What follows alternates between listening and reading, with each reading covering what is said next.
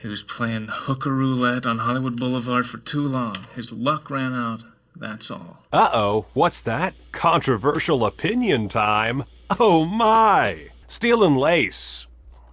Steel and Lace was a film I was very excited about, very excited to watch. I knew a bunch of people I trust, loved, liked, or at least very much enjoyed this film, and I knew that it was an R&R flick featuring a killer cyborg lady. So, you know, bring it on. And, it's fine. It's fine.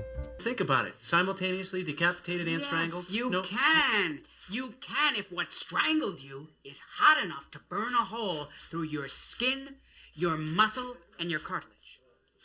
Great. A young woman named Gailey, played by Claire Wren, loses out in a trial against her rapist, who's basically Unbreakable's Stingray Light.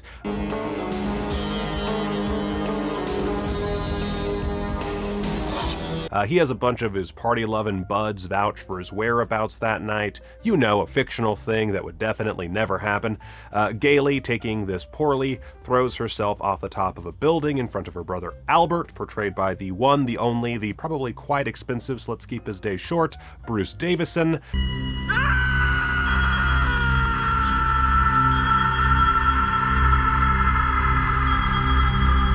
Anyway, Gailey dies, sad face. The sky's the limit. Yeah!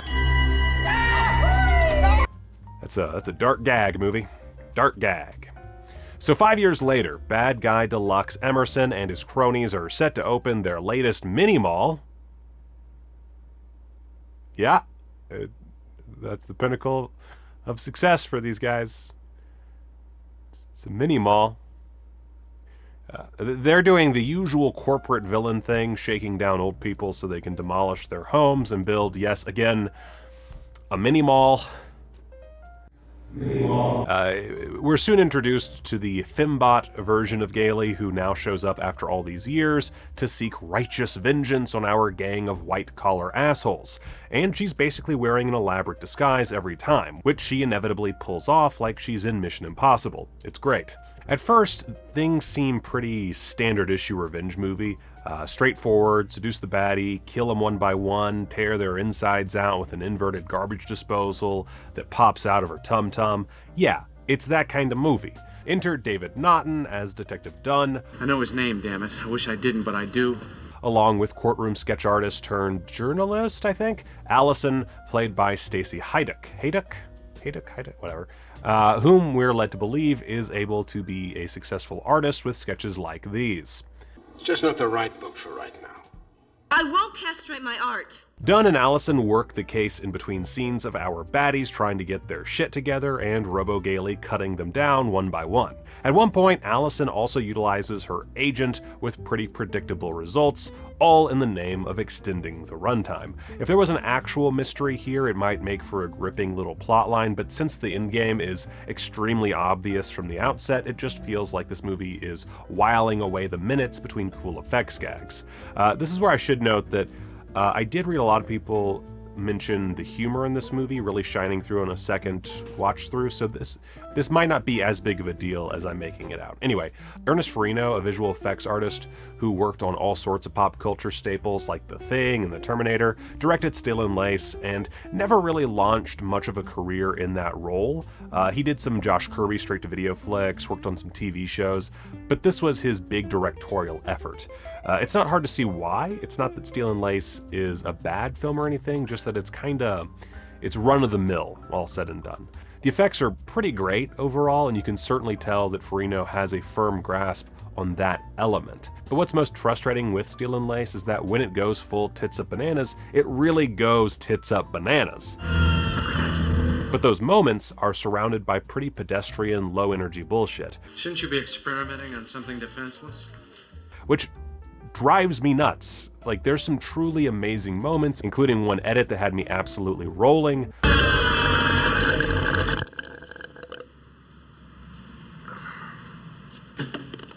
But when it's not being charmingly sadistic and dispatching Emerson's business partners, all we get is a bunch of this lame investigation into a non-mystery and a poorly executed social statement about men controlling women's bodies, which is a great idea, and it's not, you know, completely wasted here. It's just, yeah, it's fine.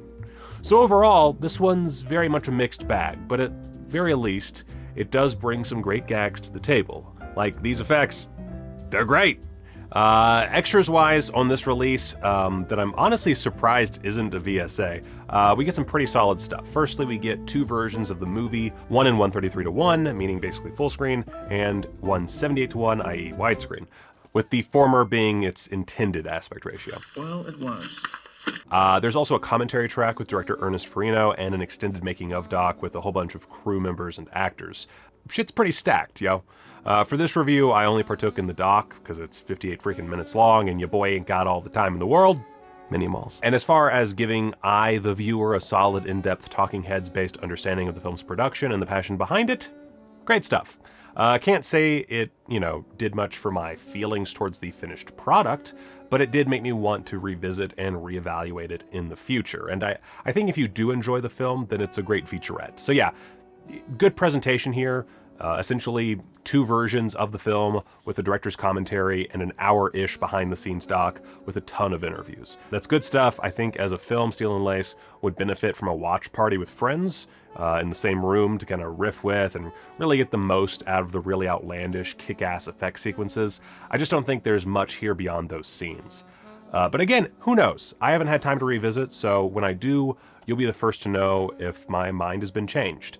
As far as the physical aspects of this film, this is a pretty solid looking release. Like, it's a really sexy cover. Okay, this part's more intentionally sexy, I guess, but you get the idea. It's just really beautifully done. And it just looks good on a shelf. The old artwork is super janky and I love it. So physically, if you just want something cool to be on your shelf, this is pretty rad. And I would even go so far as to say that considering most of the Letterboxd reviews I saw, I think most of them bottomed out around 3 stars, and a lot of them were much higher and had much more praise towards this movie. I think this is a safe bet for a purchase if you don't own it already. So yeah, that's Steel and Lace. For me, didn't quite work, but we'll see in the future. I think that, even though I didn't like it, I would recommend this to the normal fan of Vinegar Syndrome releases. So that's my boring ass review. Go watch a movie, guys!